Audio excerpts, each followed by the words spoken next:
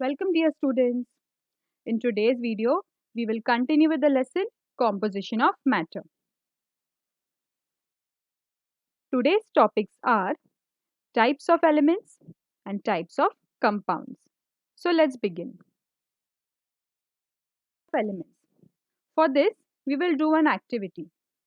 For the activity, we need some iron nails, copper wire, aluminium wire, a piece of coal. So all these substances we have to rub against a fresh surface of sandpaper and observe what happens. Later on, we have to hammer all these things. On page number 42 of your textbook, we have this table. Now the table states the observation which we make after hammering the objects and after rubbing the objects along a fresh surface of sandpaper. So let's write observation. The first one, iron nail. It does not shine after rubbing it against a sandpaper. The next column we have, does the shape flatten? Yes. Second object is copper wire.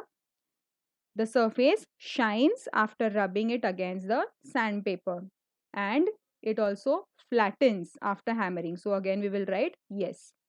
Third we have aluminium wire. Again the surface shines and the shape flattens. Fourth we have coal piece.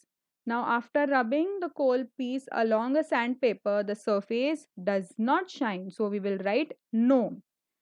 And in the last column we have, does the shape flatten or break into small pieces on hammering? Yes. The coal breaks into small pieces. So we will write yes. The objects in the above activity are made up of elements like iron, copper, aluminium and carbon respectively. You have noticed that elements have different physical quantities like luster or paleness, malleability and brittleness.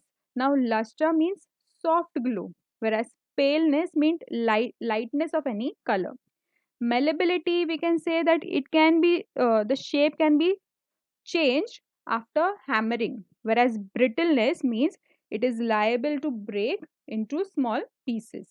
So there are many objects which are malleable, which are brittle, which shines and which does not shine. According to that, elements are classified. In earlier times, elements were classified into metals and non-metals. After invention of new elements, a new type, metalloid, is discovered. The detailed study of these type elements will be made in chapter metals and non-metals. Study something about types of compounds. Here we have to do an experiment. The apparatus or the things needed for this is evaporating dish, tripod stand, burner, etc. Chemicals we need camphor, washing soda, blue vitriol, sugar, glucose, urea, etc. Now what we have to do is, we have to keep the evaporating dish on the tripod stand as shown in the figure. Take some camphor in the evaporating dish. Heat the camphor in the dish strongly with the help of a burner. Find out what remains behind in the evaporating dish. Repeat the above procedure using limestone, washing soda and all the chemicals which I have mentioned on the screen. When we do so, we notice in the above activity that after heating strongly, some compounds give residue while others do not give any residue. With the residue, the meaning of residue is a small amount of substance is left behind after combustion or after heating. So in few cases, we see something like this, or we even see something like this, some blackish residue, black powder. So this black powder is mainly made up of carbon. Moreover, when such compounds are strongly heated in air, combine with oxygen to form some gaseous substances. In case their combustion is not complete, black colored carbon remains behind as residue, as we can see on the screen. This is black colored residue or it is a carbon. Okay. are called organic compounds or carbon compounds. See, we get such kind of residue, the blackish residue. So such compounds which gives out such blackish residue are known as organic compounds or carbon compounds. Organic compounds, we have few examples. We have petrol, cooking gas, camphor, sugar, glucose, and urea. So these are the examples of organic compounds. Now, something about inorganic compounds. Compounds that decompose on strong heating to leave a residue behind are called inorganic compounds. Here in inorganic compounds, some residue or some substance is left behind after heating. Okay. Now examples are common salt, soda, rust, blue vitriol, limestone, etc. Apart from this, there is one more type of compound,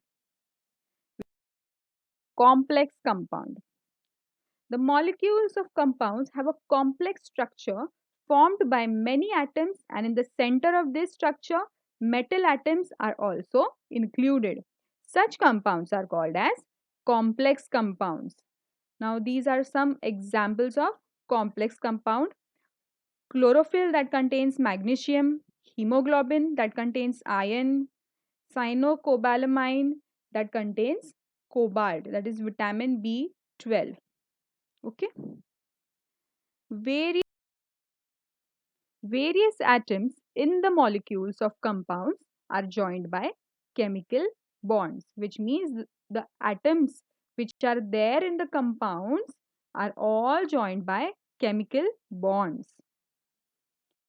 That's it for today's video, students. We will continue with the remaining topics in the next video.